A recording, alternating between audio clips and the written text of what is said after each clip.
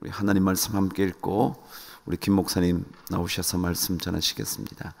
저와 함께 요한복음 5장 1절에서 9절까지 교독을 하도록 하시죠. 제가 1절 시작합니다. 그 후에 유대인의 명절이 되어 예수께서 예루살렘에 올라가시니라.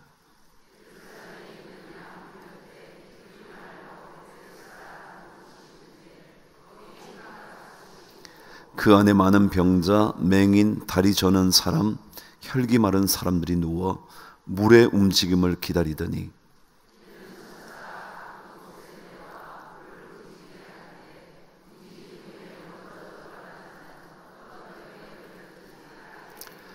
거기 38배 된 병자가 있더라.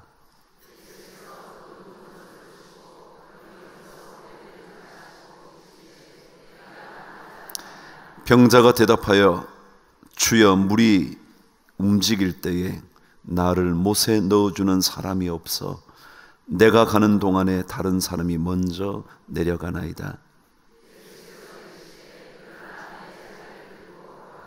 함께 읽으실까요?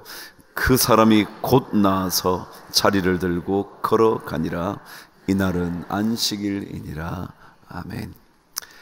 온양 온천 아산 지역에서 목회를 간실하게 하는 우리 좋은 목회자 우리 김덕수 목사님 오셨어요.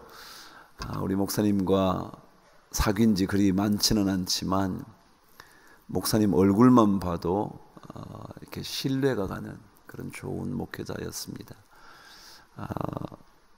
짧은 시간에 굉장히 가까워진 듯해서 이번에 우리 말씀을 전하는 일에 초청을 하게 됐습니다. 온양에 가신 지 7년이 되셨는데 어려운 교회에 사역을 시작했지만 잘 정리하시고 아산 지역의 가장 중요한 사역지로 세움을 받게 됐습니다. 오늘 김 목사님 나오셔서 우리에게 귀한 말씀 주실 때 하나님 저에게 새로운 출발의 은혜를 허락하여 주옵소서. 그 기대를 가지고 우리 말씀을 듣게 되기를 바랍니다. 우리 김 목사님 나오실 때 주님께서 보내주신 일꾼 감사하면서 박수로 환영하겠습니다. 김 목사님 나오시겠습니다.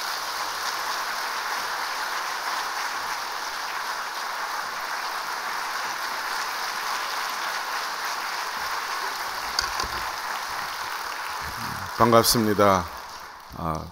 우리 예물 위해서 먼저 기도하도록 하겠습니다. 사랑하는 주 하나님, 오늘도 저희들이 새벽에 나와 하나님 앞에 기도하며 특별히 마음을 담아 드려진 귀한 예물들이 있습니다. 특별히 죄의 문제로 인하여 고통받고 힘들어하는 이들에게 하나님이 주시는 넉넉한 믿음과 은혜로 모든 문제들이 해결함 받게 하여 주시옵소서. 또한 아픈 이들마다 주님 치료하여 주시고 또 자녀들을 위하여 간절한 마음으로 기도하는 제목마다 성령께서 역사하여 주시어서 귀한 열매를 맺을 수 있도록 도와주시옵소서. 또 하나님께서 하나님 물질의 문제를 하나님께서 아실 줄로 믿습니다. 하나님 물질 때문에 눈물 짓는 가정들과 사업장 얻게 하여 주시고 더 풍성케 채워주시어서 나누어 베풀고 선교하며 살 수 있도록 도와주시옵소서. 오늘 이 시간 하나님께 주시는 음성을 저들 듣기를 원합니다. 하나님 우리의 마음을 주님께서 아시오니 채워주시고 더 풍성케 하여 주시옵소서. 예수 그리스도의 이름으로 간절히 기도하옵나이다. 아멘. 할렐루야. 저는 방금 이제 우리 목사님께서 소개한 온천이 있는 우리 온양 여러분 아시죠? 연세 드신 분들은 예전에 신혼여행지로 많이 오셨던 온양입니다. 거기다가 요즘은 많은 분들이 이제 전철이 거기까지 오기 때문에 전철 타고 오셔가지고 온천도 하시고 또 식사도 하시고 그리고는 이제 가시는 지역입니다. 그곳에서 오늘 제가 왔는데 저는 원래 서울 사람이에요. 거기다가 정릉이 고향입니다. 그래서 정릉에서 태어났고 초등학교, 중학교, 고등학교, 대학까지 다니고 이제 결혼해서 첫 목회를 나가기 전까지 30년을 정릉에 살았습니다. 그래서 저는 이 지역이 고향과 같은 곳입니다. 여러분들 만나니까 고향 분들 만나는 것 같아요. 여기 충청도 분들 계실지 모르겠지만 제가 충청도에 내려간 지 이제 7년 됐는데 잘 모르겠어요, 아직도. 충청도 분들의 그 마음을 잘 모르겠는데 제 아내도 이제 그 서울 사람이라 늘 그런 얘기를 해요. 서울에 가서 차만 봐도 좋다. 그 마음 이해 못 하실 겁니다. 그래서 제가 오늘 이렇게 오면서 참 기쁜 마음으로 달려왔고, 특별히 황영태 목사님은 제가 봄에서부터 제가 뵀는데, 사실 강북제일교회는 제가 교단은 다르지만 늘 마음속에 참 좋은 교회, 정말 본받고 싶은 교회, 그리고 믿음 안에 승리한 교회, 그렇게 제가 알고 있습니다. 우리 목사님께서 저는 저보다 연배가 좀 많이 있어요. 그래서 교제한다기보다는 제가 참 많이 배우고 또 많이 이렇게 따라가고 싶어하는 그런 목사님이신데, 오늘 이 시간에 이 교회에 와서 또 귀한 말씀까지 함께 나눌 수 있게 돼서 진심으로 또 하나님 앞에 감사하고 영광의 마음으로 이 자리에 섰습니다. 오늘 예배된 우리 모든 분들에게 하나님께서 주시는 은혜가 가득하기를 간절히 축원합니다. 한번 저를 한번 따라서 해볼까요? 좀 새벽 시간이라 제가 죄송하지만 한번 저를 따라서 하겠습니다. 지금 시작해도 결코 늦지 않다. 그렇습니다. 지금 시작해도 결코 늦지 않습니다. 오히려 늦은 것 같지만 지금 하나님께 주시는 은혜가 오늘 이 자리에 있고 오늘 우리를 향하신 하나님의 계획이 있는 줄로 믿습니다. 하나 아버지가 있었습니다. 이분은 나라와 민족을 위해서 또 정말 정의를 위해서 무려 감옥을 9번이나 간 그러한 분입니다. 이 사람이 6번째 이제 감옥에 갇혔을 때 무남동녀 외딸이 있었는데, 그 아이가 정말 그 사춘기 시절에 그 감옥에 갇혀 있은 이 아버지의 마음은 너무나 힘들고 어려웠습니다. 이제 13살밖에 되지 않은 이 딸을 위해서 내가 정말 무엇을 해줄 수 있을까? 이 아버지는 늘 가슴속에 그 딸을 생각하는 마음에, 그의 마음은요 늘 딸에게 가 있었습니다. 딸을 위해서 돈을 벌어다 줄 수도 없고, 또 딸을 위해서 같이 놀아줄 수도 없고, 또 가까이 있으면서 조언해 줄 수도 없는 그런 상황 속에서 이 아버지는 이렇게 생각을 했습니다. 그래, 내가 해줄 건 없지만 그러나 내가 할 수 있는 것이 하나 있다. 내가 감옥에 있지만 내 딸을 위해서 내가 편지를 써주자. 그래서 이 아버지는 딸을 생각하는 마음으로 매일같이 편지를 썼어요. 상황이 매일같이 편지를 보낼 수 있는 상황은 아니지만 모아서 틈틈이 딸에게 붙여줬습니다. 무려 3년 동안 그가 보낸 편지가 196통이나 될 정도로 그렇게 간절한 마음으로 딸에게 편지를 썼습니다. 그 중에 한 일부를 제가 좀 읽어드리겠습니다. 딸의 생일날 아버지가 보낸 편지의 내용입니다. 너가 처음 잔다르크를 입고 매혹되었을지 그녀처럼 활약하고자 하는 간절함을 억누르지 못한 채 방방 뛰었던 것을 나는 기억한다. 보통 사람들은 언제나 영웅적일 수는 없어. 그들은 자식들 뒷바라지 돈 버는 것에 사로잡혀 있기 때문이지. 그러나 때가 무르익어 몇몇의 깨달은 사람들이 큰 목표를 세우고 거기에 확신을 갖기 시작하면 아무리 단순하고 평범한 사람들이라도 영웅이 되며 역사는 비로소 움직이기 시작해 큰 전환점이 찾아오게 된단다. 너가 조국을 위해 일하고자 한다면 너는 이런 마음을 품어야 한다. 이렇게 적어주었어요. 또 생일날 적은 편지입니다. 13살 먹었을 때 보낸 편지입니다. 오늘은 설날 아침이 되어서야 내 엄마가 체포되어 형무소에 수감됐다는 소식을 들었다. 얼마나 힘들었겠어. 아빠도 감옥에 갔는데 엄마도 잡혀간 거니. 그러나 그것은 나에게 즐거운 새해 선물이다. 이런 사태는 벌써부터 예상한 일이다. 그러므로 나는 내 엄마가 진실로 행복해하며 만족하리라 믿는다. 다만 너가 혼자 남았으니 얼마나 쓸쓸하고 외롭겠니. 그러나 너는 2주에 한 번 엄마를 면회할 수 있고 또 2주에 한 번 나를 면회할 수 있으니 너가 엄마와 나 사이에 전령이 되어주면 좋겠다. 나는 견딜 수 없이 엄마를 그리워한다. 우리 세 사람이 다시 한자리에 만날 수 있는 그날을 기도하며 기대하자. 이런 편지를 보내주었어요. 이 아빠의 사랑의 편지를 받고 자란 이 소녀가 훗날 1966년 인도의 최초의 여성 수상이 된 인디라 간디입니다. 이분은 무려 17년 동안 인도의 민주주의를 세워나가고 그리고 인도를 이끌 수 있었던 그러한 영적인 지도자가 된 것을 보게 됩니다. 저는 이 예화를 통해서 두 가지 우리에게 하나님이 주시는 마음이 있는데, 첫째로는 아버지에게는 아무것도 받을 것이 없었지만 그 아버지의 사랑과 경륜이 묻어있는 이 편지를 통해서 이 어린 자매가 잘 자랄 수 있었다라는 것입니다. 오늘 우리는 하나님을 만날 수 없습니다.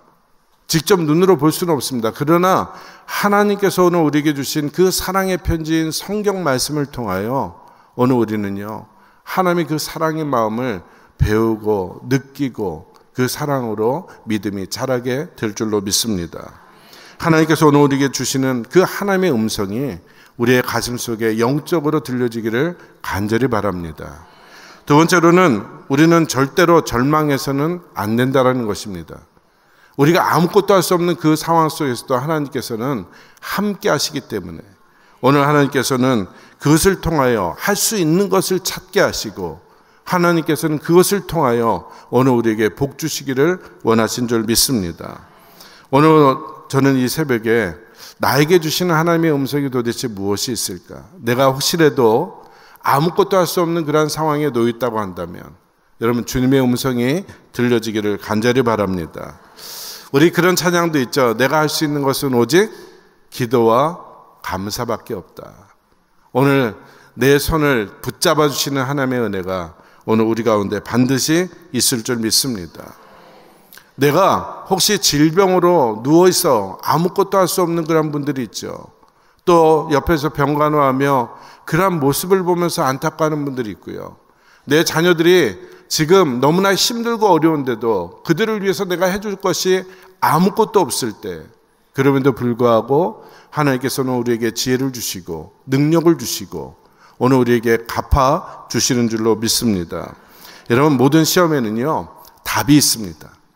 지금 나에게 시험이 찾아왔다고 한다면 그 해답을 찾을 수 있는 시간이 이번 한 주간의 새벽이 되기를 간절히 바랍니다. 자, 오늘 본문의 말씀 5장 1절은 이렇게 시작이 됩니다. 자, 성경 말씀을 보시면 그 후에 유대인의 명절이 되어 예수께서 예루살렘에 올라가시니라 그랬습니다. 그런데 오늘 어디로 가셨냐면 2절 말씀에 보면 예루살렘에 있는 양문 곁에 히브리 말로 베데스다라는 연못이 있는데 거기 행각 5이 있다고 그랬습니다. 베데스다. 여러분, 베데스다는 무엇일까요? 베데스다는 두 개의 말이 합쳐져 있는데 베다라는 것은 집을 얘기해요. 집. 여러분, 에스더라는 뜻 아시죠? 에스더는 뭐냐면 사랑 아니면 자비, 그런 뜻이 있어요. 그래서 이 에스다라는 그 집, 그러면 사랑의 집, 자비의 집. 그 베데스다에 지금 사람들이 있는데 어떤 사람들이냐면 오래된 병자부터 시작해서 정말 사람들에게 버림받은 그런 병자들이 누워있는 것을 보게 됩니다. 자, 우리 3절 말씀을 우리 같이 한번 읽어볼까요? 그 안에 많은 병자, 맹인, 다리 저는 사람, 혈기 많은 사람들이 누워 물의 움직임을 기다리니 그랬습니다. 여러분, 오늘 여기서 정말 깨달아야 될 것이 있는데, 물의 움직임 앞에는요 가로가 되어 있는데 어떻게 보면 이게 미신적인 그런 것이기 때문에 아마 성경에서는 가로를 치고 그렇게 이야기하는지 모르지만, 사람들은 막 물이 움직이기 시작할 때 누군가가 들어가면 그곳에서 첫 번째로 병이 낫는다고 하는 그런 사람들의 마음이 있었다라는 것입니다. 근데 거기 5절에 보니까 얼마 동안 그 병에 걸렸냐면 38년 된 병자예요. 38년 된 병자. 여러분, 38년 동안 병에 걸렸다고 한다면 여러분들 어떠하시겠습니까? 1년, 2년, 3년, 그렇죠? 몇 개월 동안만 내가 아파도 얼마나 힘든지 몰라요. 저희 아버님이 작년에 소천하셨는데, 10월 달에 소천하셨는데, 3년 동안, 꼭 만 3년 동안을 이렇게 입원을 하셨어요. 갑자기 뇌출혈이 와서 바로 수술을 하고, 또 일주일 있다 또 수술을 하고, 말씀도 못 하시고, 어떨 때는 사람도 못 알아보시고, 그래서 열심히 또 재활하시다가 또 다시 출혈이 오면요, 또 아무것도 못 하시는 거예요. 3년 동안 말씀을 한 번도 못 하셨어요. 글로 써보시라니까 막 글을 이렇게 쓰시려고 하는데 기억자만 쓰시거든요. 그 다음에는 이어가지를 못하시는 거예요. 그런 3년 동안 옆에서 제가 어머님과 병간호를 하면서 느낀 게 뭐냐면, 김병이 효자 없다라는 말이 그게 느껴지더라고요. 처음에는 모든 걸 다 해드릴 수 있을 것 같았는데 시간이 지나면 지날수록 정말 마음이 점점 힘들어지는 것을 보게 돼요. 아버님은 어떠하셨을까? 아버님 누워서 어떤 생각을 가지시고, 좀 말씀이라도 하실 수 있었으면 아마 얘기하셨을 텐데 아무 말씀도 못 하시는 그 상황 속에서 얼마나 고통스러우셨을까. 근데 오늘 이 병자는 무려 38년 동안 아픈 사람이었어요. 아마 오늘 우리 가운데도 육신의 질병 때문에 고통받는 가정들이 있을지 몰라요. 지금 오늘 이 새벽에 나온 분도 있을 것입니다.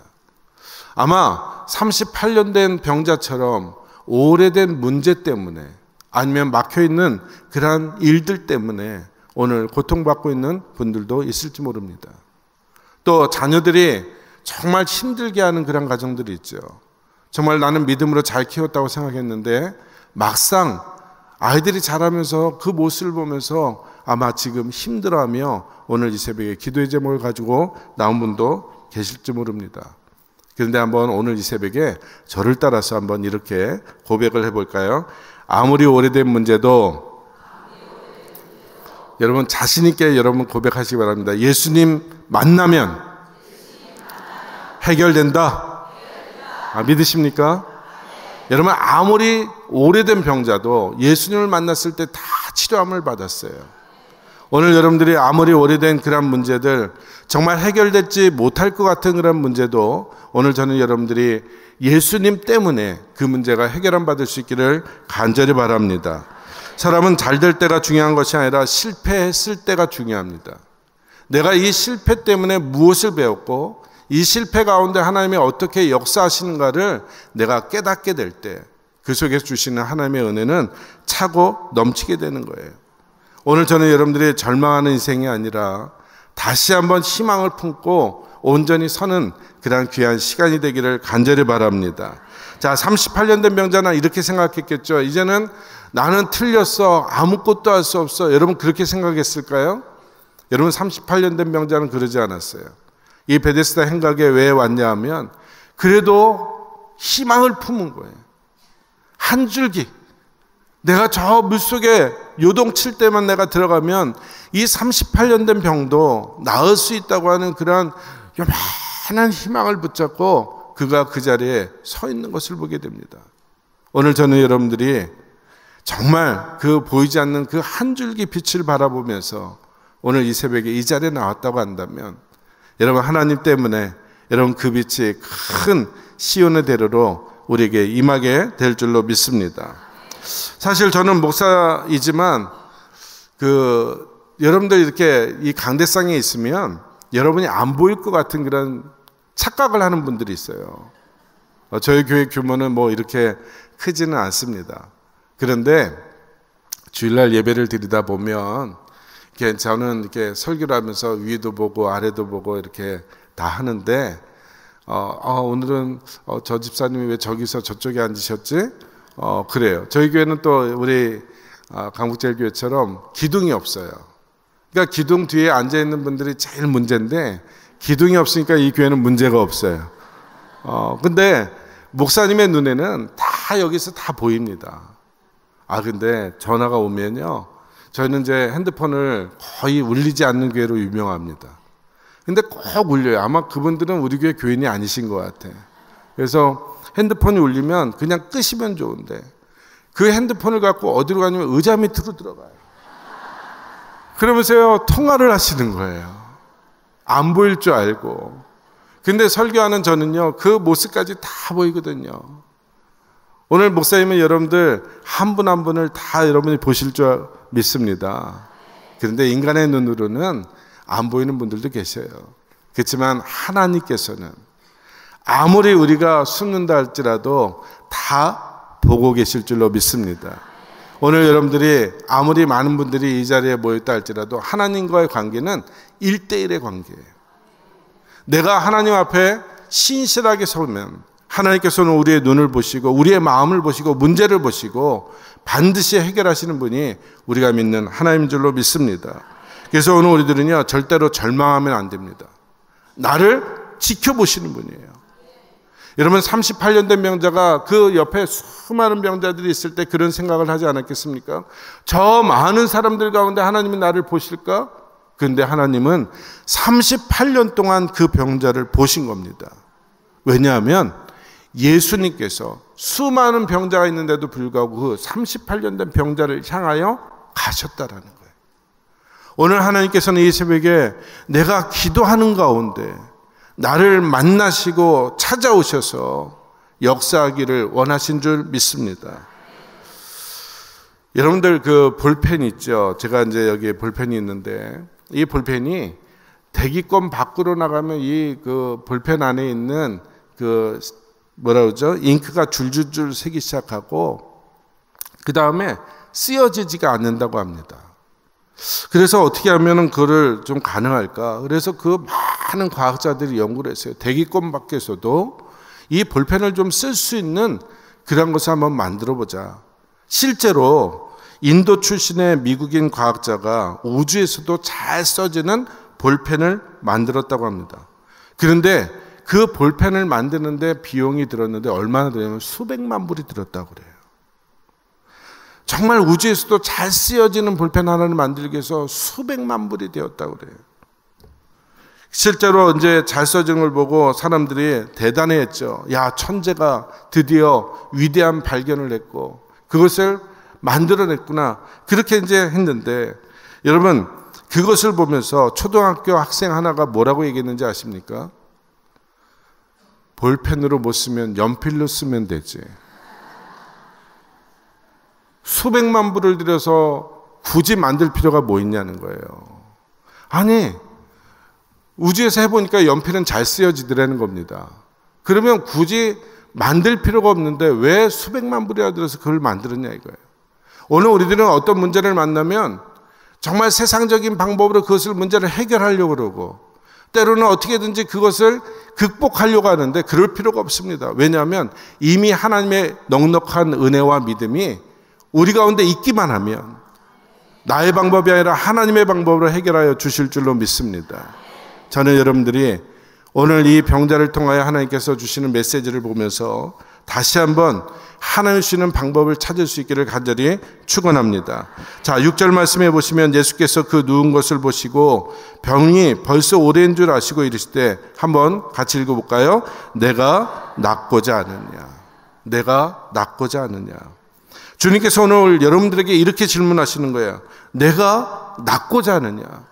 너가 문제를 해결한 받기를 원하느냐. 정말 너의 문제가 오늘 이 새벽에 응답으로 역사한 받기를 원하느냐. 오늘 여러분들 한 분 한 분에게 예수님께서 질문하시는 줄로 믿습니다. 여러분, 환자가 낫고 싶지 않은 환자가 어디 있습니까? 환자가 나는 이대로 죽을래. 여러분, 그런 환자가 있겠습니까? 아무도 없어요. 한 줄기 빛. 그래서 여러분들 아시잖아요. 정말 어디서 신약이 개발이 됐다고 그러면 어떻게든지 그것을 찾아서 여러분 먹고 나으려고 하는 것이 사람의 마음이잖아요. 누가 좀 잘 고친다고 하면요, 그 병원이 미어 터집니다. 또 누가 정말 민간요법으로 나았다고 그러면요, 제가 보기에는 정말 지적으로 멋진 분인데도 불구하고 그 민간요법을 하고 있는 것을 봐요. 왜냐하면 낫고 싶으니까. 38년 된 병자가 얼마나 낫고 싶겠어요. 정말 어떻게든지 해결 안 받고 싶어하는 마음이 아니겠습니까? 그런데 왜 예수님께서 그 마음을 아시면서도 내가 낫고자 하느냐 그렇게 물어보셨을까요? 우리가 너무 아픔이 크면은요, 희망을 품기보다는 절망할 때가 많습니다. 저도 최근에 작년, 재작년에 좀 몸에 좀 이상이 왔어요. 갑자기 제 얼굴이 하얗습니까? 까맣습니까? 하얘요? 제가 온양이 내려가더니 이렇게 까맣게 됐어요. 제가 그 서울 사람이라고 말씀드렸잖아요. 제가 첫 예배를 드리고 났더니 교인들이 뭐라고 얘기했냐면 확실히 서울 사람이 그런지 얼굴이 하얗다고 얘기하더라고요. 근데 갑자기 얼굴이 까매지기 시작하면서 저는 몰랐는데 우리 수석 장로님이 몇 번을 얘기하시는 거예요. 목사님, 얼굴이 너무나 까매요. 얼굴이 너무나 까매요. 제가 온양 내려서 타서 그런 것 같아요. 그랬더니 아니라는 겁니다. 그래서 서울에 있는 성모병원에 내가 주치의가 있으니까 갑시다. 그리고는 아예 예약을 잡고 저를 아주 강제로 끌고 가시더라고요. 그래서 가서 검사를 했더니 간 수치가 갑자기 급격하게 떨어지면서 이제 이상이 온 거예요. 옆에 그 이야기를 들었던 제 아내가 막 펑펑 울기 시작하는 거예요. 야, 사람의 마음이요, 아프다는 얘기를 딱 들으니까 갑자기요 마음이 혼란스러워지더라고요. 또 제 눈에 그 이상이 좀 생겼어요. 그래서 왼쪽 눈에 그 황반 변성이 생겨가지고 지금도 제가 왼쪽 눈은요 이렇게 똑바로 보이지가 않고 희미하게 보이고 중간에 점으로 보여요. 그래서 왼쪽에 계신 분들은요, 죄송한 얘기지만 잘 안 보여요. 제가 지금 시력이 굉장히 멀쩡해 보이지만, 그래서 제가 오른쪽에 이렇게 있는 분들은 또렷이 보이기 때문에 누가 왔는지 알아요. 그런데 왼쪽에 앉아 계신 분은 제가 잘 모른다고 그래요. 그래서 제가 가끔은 성가대를 보는 것처럼 하면서 오른쪽 눈으로 봅니다. 그러니까 눈에 이상이 오니까 또 마음이요 갑자기 급격하게 무너지는 거예요. 사람은 질병이 생기면요 왜 이렇게 쉽게 절망하는지 몰라요. 근데 하나님 앞에 맡겼습니다. 어차피 하나님 주신 인생인데 앞으로 내가 1년을 살든지 10년을 살든지 20년을 살든지 아니면 더 오래 살든지 그건 하나님이 하실 일이고, 만약에 하나님 저를 일찍 데려가시면 하나님 손해입니다. 제가 그렇게 고백을 했어요. 그랬더니 거의 1년 만에 하나님이 치료하셔서 지난번에 갔더니 의사가 이제 병원 안 오셔도 됩니다 얘기하시더라고요. 그래서 한 일주일 후에 또 안과를 갔더니 그 병원에서도 이제는 완벽하게 회복은 되지 않았지만 근데 이제는 괜찮을 것 같습니다 그런 얘기를 하더라고요. 여러분, 인생에 어떤 문제가 딱 생기면 첫 번째 찾아오는 게 절망이에요. 하나님, 왜 나에게 이렇게 하십니까? 내가 새벽마다 기도하잖아요. 제가 얼마나 믿음 생활하기 위해서 얼마나 최선을 다하시는지 주님께서 아시잖아요. 그런데 왜 나에게 이렇게 하나님 하세요? 왜 하필이면 나입니까? 라는 질문을 얼마나 많이 합니까? 여러분, 자녀의 문제도 그렇지 않습니까? 자녀도 잘 자란 것 같아요. 여러분, 사춘기가 저는 초등학교만 오는 줄 알았어요. 근데 신방을 해보다 보니까 고3 입시 남겨놓고 이제 한 달도 안 남겨놓는데 갑자기요 사춘기가 와요. 전교에서 1, 2등 하던 학생이 사춘기가 오니까 그때부터 만화책만 보는 거예요. 성적은 뚝뚝뚝뚝 떨어지기 시작해요. 다른 집에 신방을 갔더니 그 아이는요, 사춘기가 언제 오냐면 군대 갔는데 사춘기가 왔어요. 자살하겠다고 난리를 치고. 엄마들이 그 자녀들을 향하여 기도하는데 눈물을 펑펑 쏟으면서 기도하는 거예요. 목사님, 제가 얼마나 신앙생활 열심히 했는지 아시잖아요. 제가 자녀들을 위해서 지금까지 기도한 것 아시잖아요. 하나님이 원망스럽다라는 거예요. 이게 보통 우리가 갖는 인간적인 마음입니다. 그러면서 오늘 7절에 보면 이 병자가 뭐라고 하냐면 병자가 대답하되 주여 물이 움직일 때 나를 못에 넣어주는 사람이 없어. 내가 가는 동안에 다른 사람이 먼저 내려가나이다. 이 마음이 뭐냐면 이제는 절망 가운데 핑계를 대는 거예요. 아무도 나를 도와주지 않아서 나는 병이 낫지 않다라는 거예요. 내 주변에 사람이 없어서, 아니 사람이 있는데 나쁜 사람을 만나서 내 인생에 문제가 있다라고 그렇게 고백하는 것이 이 병자의 문제예요. 그런데 여러분들 한번 분명히 기억해야 될 것은 지금 누가 찾아오셨어요? 예수님이 찾아오셨어요. 예수님께서 이 병자의 병을 고쳐줄 수 있음에도 불구하고 이 병자는 그것을 볼 수가 없었던 겁니다. 오늘 저는 여러분들이 하나님 앞에 다시 한번 여러분들이 이 자리에 나와서 기도하는 제목들마다 내가 우선순위가 무엇인지를 여러분들 반드시 여러분 깨달기를 간절히 바랍니다. 여러분 물에 들어가는 게 우선순위일까요? 아니에요. 지금 예수님을 만나면 예수님의 말씀이 우선순위가 돼야 돼요. 여러분 세상에 있는 많은 문제들이 그 문제를 바라보면요 절망할 수밖에 없고 해답이 없는 것 같지만, 그러나 내가 예수님을 보게 되면 그 속에서 문제의 해답은 반드시 찾게 될 줄로 믿습니다. 한번 저를 따라서 하겠습니다. 내 뜻과 달라도 순종하면, 어떻게 하면요? 순종하면. 여러분 이 병자는요 내가 저 물속에 들어가야만 병이 낫는다고 그러지만 여러분 그것이 아니었어요. 오늘 여기 보시면 예수님께서 어떻게 하라고 했는지 한번 8절 말씀을 우리 한번 같이 크게 한번 읽어보겠습니다. 예수께서 이르실 때 일어나 내 자리를 들고 걸어가라. 어떻게 하라고요? 지금 참 답답해요. 38년 동안 누워 있었잖아요. 여러분 몇 달만 여러분 병원에 누워 있어도 일어나서 걸으려고 하면 다리가 휘청휘청거려요. 38년 동안 누워 있었다고 한다면 걷는 것을 잊어버렸을 겁니다. 누군가가 나를 들어서 저 물에 넣어주기만 하면 낫겠다라고 얘기했는데, 여러분 내가 일어날 수 있으면 내가 빨리 들어가서 그 물속에 들어가지 않겠습니까? 근데 주님의 말씀 뭐냐면 일어나라, 일어나라는 거예요. 일어나 어떻게 하라고요? 내 자리를 들고 걸어가라는 거예요. 오늘 저는 여러분들이 이분의 그 모습을 한번 보세요. 자, 9절 말씀. 그 사람이 어떻게 했다고요? 곧 나아서 자리를 들고 걸어가니라. 할렐루야. 저는 이 말씀을 읽을 때마다 마음에 감격이 오는 거예요. 주님은 우리의 상식, 우리의 방법이 아니라 하나님의 그 말씀의 능력으로 치료하시고 역사하신 줄로 믿습니다. 저는 오늘 여러분들의 마음속에 이런 마음을 가졌으면 좋겠어요. 나는 이제 늦지 않았다라는 거예요. 남들이 생각하기에는 내가 나이가 들고 이제는 내가 직업도 없고 아무것도 할 수 없다고 생각하는 그때 주님은 이제 다시 시작할 수 있다고 말씀하셨어요. 오늘 저는 여러분들이 오늘 이 자리에 나온 것만으로도 다시 시작할 수 있는 능력이 있는 줄로 믿습니다. 여러분 자리를 들고 일어나라는 얘기는 무엇인지 아십니까? 너의 문제를 붙잡고 일어나라는 거예요. 반드시 하나님께서 여러분들을 일으켜 세워주실 능력이 오늘 이 새벽에 주시는 줄로 믿습니다. 하나님께서 여러분들 생각해 보세요. 내 마음속에 늦었다고 하는 그 순간에 하나님께서 이미 채우시는 은혜가 가득한 줄로 믿습니다. 한번 저를 따라서 하겠습니다. 나는 늦지 않았다.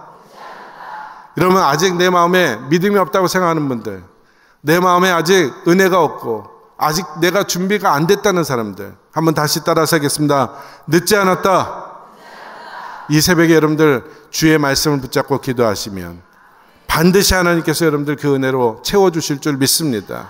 문제는 누가 해결하신다고요? 하나님이 해결하시는 거예요. 여러분 십자가 밑에 여러분의 문제를 다 내려놓으시고 승리케 되기를 주님의 이름으로 축원합니다. 오늘 이 새벽에 여러분들 그 말씀을 붙잡고 함께 기도하길 원합니다.